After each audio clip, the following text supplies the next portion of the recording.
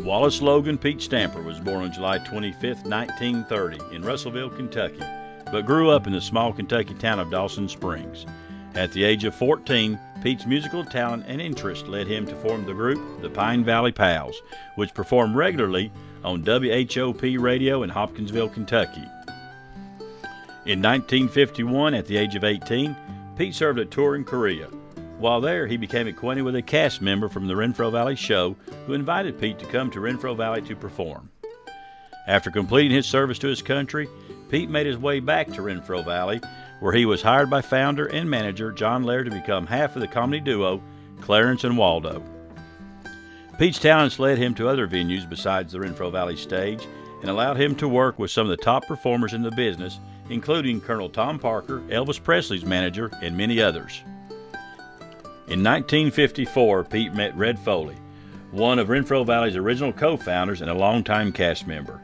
Foley had left Renfro Valley and was hosting ABC Television's Ozark Jubilee and invited Pete to join the cast.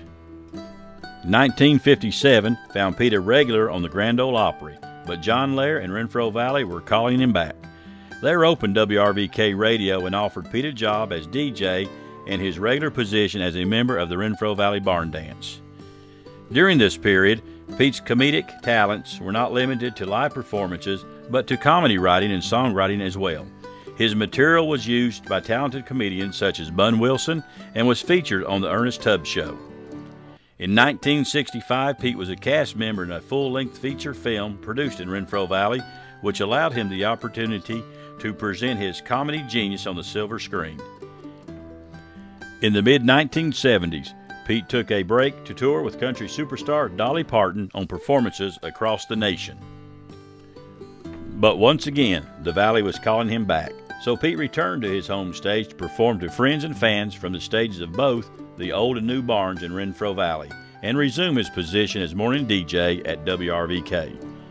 From 1991 through 1993, Pete was the entertainment director for Renfro Valley and continued to perform on several live shows each week. As one of the pioneers of the Renfro Valley shows, Pete realized the importance of preserving the heritage of Kentucky's country music capital, and in 1999 wrote and published It All Happened in Renfro Valley, which remains to date the most comprehensive historical documentation of the founding, rise, and popularity of the nation's second oldest continuously running country music show, the Renfro Valley Barndance, celebrating its 75th anniversary in 2014.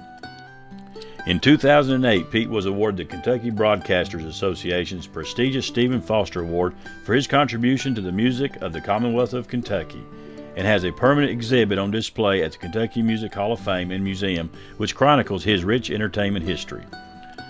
2014 will mark 70 years of a career that took a small Kentucky boy to some of the country's biggest stages, but back to the stage in an old barn built in 1939 in a little green valley in the Kentucky hills, the Renfro Valley Barndance, where you'll still find him on Saturday nights. Congratulations, Pete Stamper. And by the way, Pete, before we go, on this very special night, we have a very special friend of yours that could not be here, but wanted to send you a message, and here she is now. Well, hello, Pete Stamper and all the dignitaries, and I bet you Don Warden's down there. If he ain't, I know he'd like to be.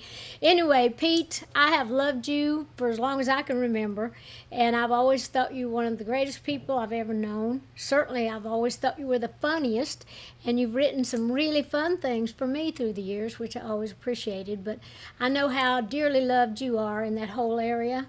And I know that the Renfro Valley Barndance has been your home for, I guess, since the 50s.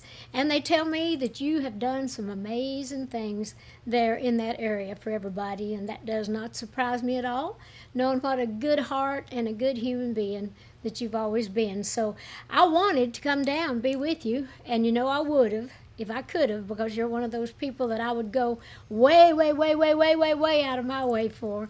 And if I could have done it at all, I would have been. So since I couldn't do it, they got me working, and somebody's got to make a living around here. Anyway, I thought, well, at least I can do is send a video. So I just wanted to say hello to all of you out there, and especially to tell you, Pete Stamper, that I will always love you.